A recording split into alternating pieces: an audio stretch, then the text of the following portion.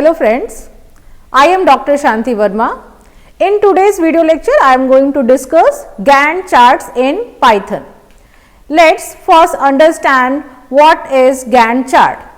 Basically, a Gantt chart is a visual representation that provides an instant overview of the status of a project. So, basically, a Gantt chart is outlines all the activities that involved in a project against a time scale. Basically, simply you can list what needs to be done and when in a Gantt chart. The great way to manage product schedule simply and very easily with the help of the Gantt chart. In the Gantt chart, you can plot what different type of activities in the y-axis and when that activity is held in the x-axis. Now, basically, who use the Gantt chart? Gantt chart are used by the many industries that requires a project management. Basically, a Gantt chart is used in construction industry, telecommunication industry, information technology, management consultancy, change management, problem solving and continuous improvement and many more industries. So, everywhere where you require a project management, you can use a Gantt chart. Now, let's discuss when they are used, means how or when we use a Gantt chart. So, basically, when they are used, when you have to identify and planning activities and their expected duration, you can use a Gantt chart. You can also use Gantt chart for monitoring and tracking the progress. For serving as a communication tool, you can also use a Gantt chart. Basically, as a communication tool, it shows the team progress and it also keep management updated on the project progress. Now, basically a Gantt chart can be used to plan your personal projects and track your own targets also. So, if you do any planning, your daily life planning, your life planning, you can use a Gantt chart also. Now, what are the different benefits of Gantt chart? Basically, a simple way to schedule your activities using Gantt chart. You can allow to see how your project is performing at a glance. You can also allow to focus the efforts and the reacting quickly to the unexpected situations. You can also allow you to communicate progress and issues as they arise. And it also benefits to help determining the needed resources. So, there are various benefits of the Gantt chart. Now, how to plot a Gantt chart and how it's look like? Basically, a Gantt chart is a type of bar chart that shows the start and end dates of your activities. You can see in the Gantt chart. So, what are the different activities you can see in your Gantt chart? You can see in your Gantt chart what, when and who. There are three types of activities that you can see in your Gantt chart. You can see the activities that are considered as what, the duration of the activities, that is when, the responsible person or the team for completing each of them, that is who. So, there are three factors that you can present in your Gantt chart: the activities, the duration of the activities and the responsible person for that activities. And you can also maintain the order in which they will be accomplished. Now, to draw a Gantt chart, you have to create a horizontal bars, and these horizontal bars represent time duration of the activities. By looking at the chart, you can see the following things in the Gantt chart. This is basically an example of the Gantt chart. You can see the sequence of activities. These horizontal bars are the activities. How long these activities are takes. You can also compare the planned and the actual duration of the activities using the Gantt chart. It might be possible that the expected duration and the duration in which the product completes that not match. So, you can compare how much time lag in completing the project. Now, you can how to draw a Gantt chart. There are various ways to draw a Gantt chart. You can draw by hand, you can draw by spreadsheet, and you can draw by different types of tools available. In this video lecture, I am going to draw a Gantt chart using the Python programming. If you need more elaborated features, you might want to go for the project management software. So, you can also use the project management software to draw a Gantt chart.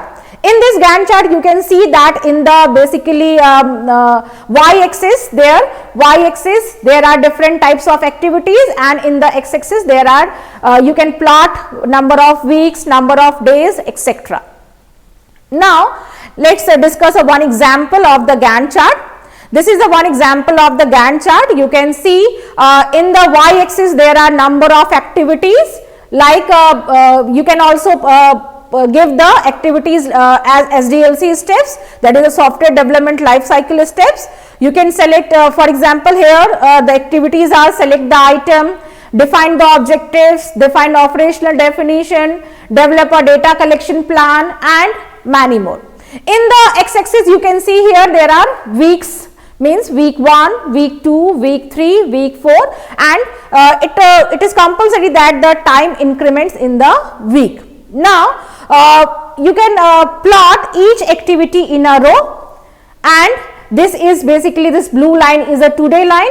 So, from today you can going onwards to plot the Gantt chart. So, basically in the Gantt chart you have to plot your activities and the time duration for which the activity is completed, and you can complete your milestone in the defined time duration or not, you can easily see in the Gantt chart. Now, let us develop one program in Python to draw a Gantt chart using Spider notebook. To draw a Gantt chart, you have to first import the library Matplotlib. There are also many Python libraries. With the help of that you can draw a Gantt chart, but in this lecture I use a Matplotlib library. So, you have to write import matplotlib dot pyplot as plt. Now, you have to declare one figure. I basically declare a one figure with a name GNT. So, I have to write fig comma GNT equals to plt dot subplot. So, I basically create a one subplot name GNT. Now, I have to setting the y-axis limit. For setting the y-axis limit in the subplot GNT, I have to write GNT dot set underscore y-lim, and for example, I declare a y-axis limit from 0 to 80. You can change these values using your example. Now, let us set the x-axis limit. For that you have to write GNT dot set underscore xlim, and I pass here x limit as 0 to 200. Now, I have to set labels for the x-axis and the y-axis. Now, if I want to set label of x-axis, you have to use the function set underscore x label. So, you have to write GNT dot set underscore x label. For example, I give the labels x label as number of weeks, and I pass here the color, that is for example color equals to green. I can also pass the font size, for example font size equals to 40. Similarly, I can also give the y label. So, for giving the y label, you have to use the function gnt dot set underscore y label, and in the y label I have to plot the phases of the SDLC. So, here I write phases of SDLC, and I use the same color and the same font size. Now, I have to setting the ticks on the y axis. So, for setting the ticks on the y axis, you have to write gnt dot set underscore y ticks.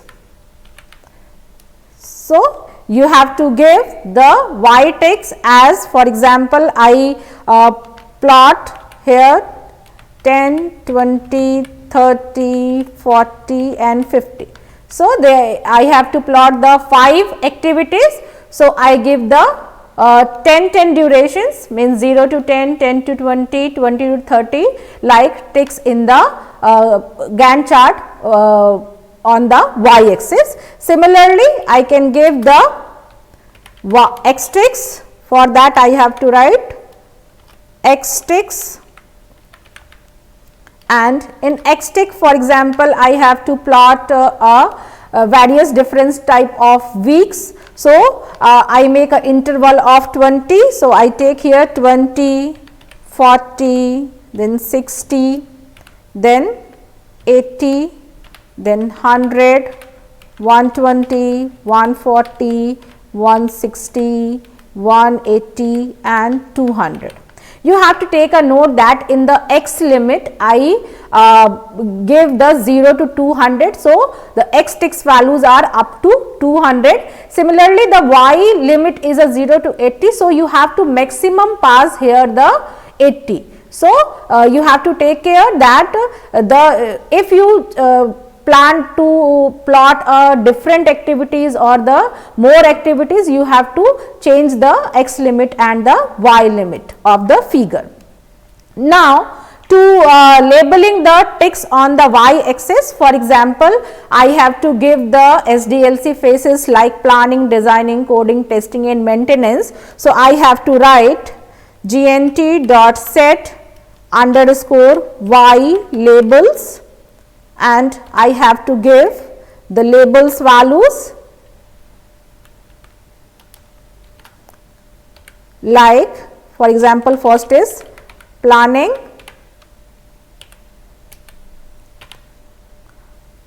second is designing, third is coding, fourth is testing, and fifth is maintenance.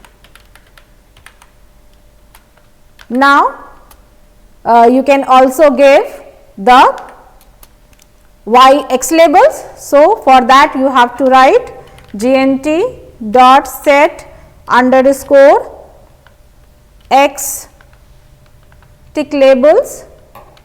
Sorry, you have to write here x tick y tick labels. Similarly, here x tick labels, and you can pass here week 1, week 2,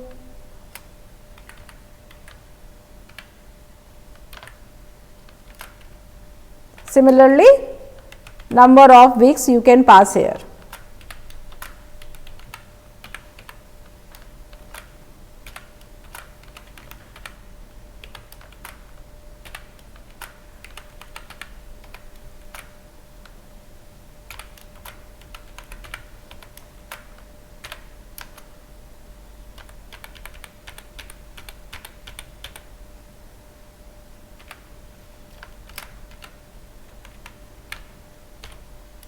I can pass here up to 10 weeks.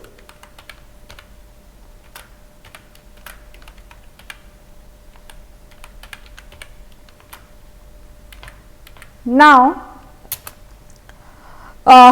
you have to give a schedule and plot a horizontal bars. To plot a horizontal bars in the Gantt chart, you have to write Gantt dot broken underscore barth, and this is a horizontal bar. So, you have to use a bar function here. Now, you have to give the labels, means what how much duration you have to take for planning in from week 1 to week 2, etc. For that I have to use, for example, planning goes continuously. So, I have to write 10, 190. Similarly, you can use here that you have to give the size of the horizontal bar. For example, I took here 5 to 7. Now, you can also give the face colors. So, for that you have to write face color equals to, and you have to pass tab colon, for example, I have to use green color. Now, you can see here that basically you have to give the duration, for example, 10 to 190, that is a duration, and 5, 7 is a size of the bar. Now, if I run this code, you can see here, that this Gantt chart is plotted. In the x axis there are number of weeks, in the y axis there are phases of SDLC, and it took 10 to it's a 190. Now, if you want to give the basically grids, so you have to write Gantt dot grid, and you can pass here it's a true. Now, if I run this code, you can see that this grid is here. Similarly, you can give the different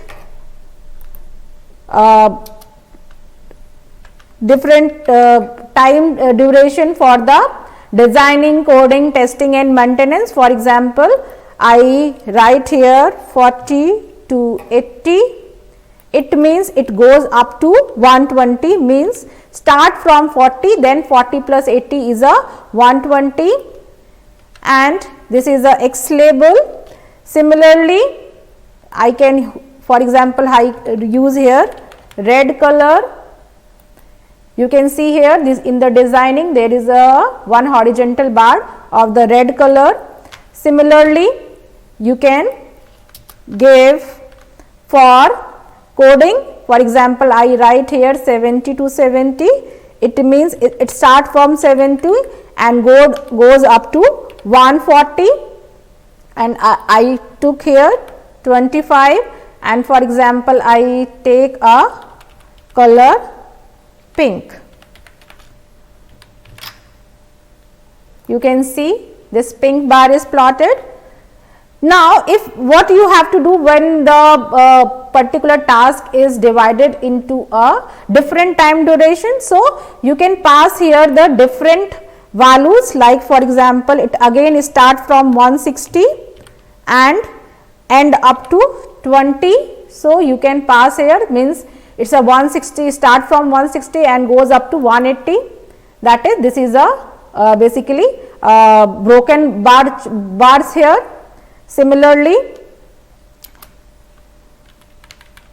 you can give for testing and maintenance. For example, I start from here 120 and goes to 80. It's start from 80 and 90, means 80 plus 90 is 170. Similarly, I took here 120, start from 120 and goes to 80, means start from 120 and end to basically 200. Now, I change here colors, blue and red. Now, if I run this code, you can see this Gantt chart is plotted. This is whole about Gantt chart. In this video, we discuss what is Gantt chart, how to draw a Gantt chart in Python programming. If you find any query related Gantt chart, you can contact me in the given email ID. Thank you.